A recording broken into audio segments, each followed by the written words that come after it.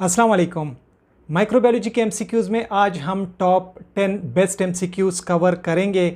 हमारा quiz number 1 है microbiology में और चैप्टर हमारा इंट्रोडक्शन का है। तो आप देख रहे हैं MLT एमसीक्यूज़ कामरान के साथ। वक्त ज़ाया नहीं करते, शुरू करते हैं अपने एमसीक्यूज़ को। हमारा एमसीक्यू नंबर 1 है कि हमारे जिस्म पर मुख्तलिफ हिस्सों पर नॉन पैथोजेनिक माइक्रो ऑर्गेनिज़म मौजूद होते हैं। इन माइक्रो ऑर्गेनिज़म्स को क्या कहा जाता है? हमारे पास ऑप्शंस हैं gram positive bacteria, gram negative bacteria, commensalism या फिर नॉर्मल फ्लोरा। और जो ऑप्शन ठीक है वो है ऑप्शन नंबर 4, इसे कहा जाता है नॉर्मल फ्लोरा। एमसीक्यू नंबर 2 है वो कौन से माइक्रो ऑर्गेनिज़म्स होते हैं जो इस काबिल होते हैं कि वो जिस्म में बीमारी पैदा कर सकें, तो उन माइक्रो ऑर्गेनिज़म्स को क्या कहा जाता है? हमारे पास ऑप्शंस हैं नॉन पैथोजेनिक, पैथोजेनिक, वायरल या फिर वर्म्स। यहाँ पर जो ऑप्शन ठीक है तो वो है ऑप्शन नंबर 2, इन माइक्रो ऑर्गेनिज़म्स को कहा जाता है पैथोजेनिक। एमसीक्यू नंबर 3 है कि जो माइक्रो ऑर्गेनिज़म का सेल होता है तो साख्त की बुनियाद पर सेल के हमारे पास 2 ग्रुप्स होते हैं। वो 2 ग्रुप्स कौन से हैं? हमारे पास ऑप्शंस हैं प्रोकैरियोट, बैक्टीरिया, यूकैरियोट या ऑप्शन नंबर 1 और 3।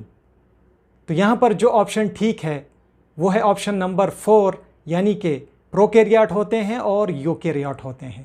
हमारा एमसीक्यू नंबर 4 है कि प्रोकैरियोट में वो माइक्रो ऑर्गेनिज़म होते हैं जिसका बहुत ही सादा डैश स्ट्रक्चर होता है।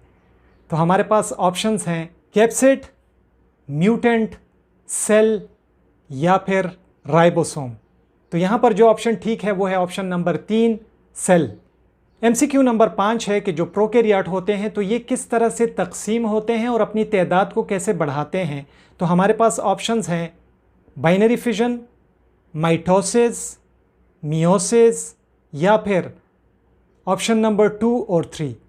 यहाँ पर जो ऑप्शन ठीक है तो वो है ऑप्शन नंबर 1, प्रोकैरियोट के जो माइक्रो ऑर्गेनिज़म होते हैं तो वो बाइनरी फिजन के थ्रू डिवाइड होते हैं। हमारा एमसीक्यू नंबर 6 है कि बैक्टीरिया हमारे पास किस किस्म का ऑर्गेनिज़म है। हमारे पास ऑप्शंस हैं प्रोकैरियोट, यूकैरियोट, नॉन लिविंग या फिर डेड। और यहाँ पर जो ऑप्शन दुरुस्त है वो है ऑप्शन नंबर 2, यानी कि बैक्टीरिया प्रोकैरियोट होता है। डियर स्टूडेंट्स, हमारे चैनल MLT MCQs को सब्सक्राइब करें क्योंकि हर दूसरे दिन हमारे चैनल से MCQs की जो वीडियो है वो आती है जो कि बहुत हेल्पफुल होगी आपके हर तरह के एग्ज़ाम को कवर करने के लिए। तो अपने दोस्तों के साथ भी शेयर करें और चैनल को सब्सक्राइब भी ज़रूर करें। हमारा MCQ नंबर 7 है कि यूकैरियोट में वो माइक्रो ऑर्गेनिज़म होते हैं जिनका मुकम्मल तौर पर डैश स्ट्रक्चर होता है। तो हमारे पास ऑप्शंस हैं क्लियर, राउंड, सेल या फिर क्रिस्टल। यहाँ पर जो ऑप्शन ठीक है वो है ऑप्शन नंबर 3, यानी कि इनका कंप्लीट सेल स्ट्रक्चर होता है। हमारा एमसीक्यू नंबर 8 है जो यूकैरियोट होते हैं तो इनका जो न्यूक्लियर मटेरियल होता है तो वो एक न्यूक्लियर मेम्ब्रेन में बंद होता है और वो एक स्ट्रक्चर बनाता है। तो वो स्ट्रक्चर कौन सा होता है? हमारे पास ऑप्शंस हैं एंजाइम, कैप्सिड, न्यूक्लियस या फिर स्ट्रेन।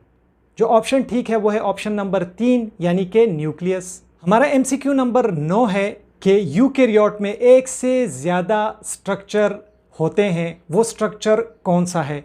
हमारे पास ऑप्शंस हैं क्रोमोसोम, मीजोसोम, सेल वॉल या फिर इन्वेलप। जो ऑप्शन ठीक है वो है ऑप्शन नंबर 1, इनमें एक से ज़्यादा क्रोमोसोम्स होते हैं। हमारा एमसीक्यू नंबर 10 है कि यूकैरियोट के जो माइक्रो ऑर्गेनिज़म होते हैं तो ये किस प्रोसेस के थ्रू तकसीम होते हैं और अपनी तादाद को बढ़ाते हैं। तो हमारे पास ऑप्शंस हैं बाइनरी फिजन, इनगल्फमेंट, माइटोसिस या फिर स्पॉन्टेनियस जनरेशन। तो यहाँ पर जो ऑप्शन ठीक है वो है ऑप्शन नंबर 3, यानी कि ये डिवाइड होते हैं माइटोसिस की बदौलत। आज के लिए इतना ही। MLT MCQs देखने का शुक्रिया। चैनल को ज़रूर सब्सक्राइब करें, दोस्तों के साथ इस वीडियो को शेयर करें, अपना ढेर सारा ख्याल रखें। अल्लाह हाफ़िज़।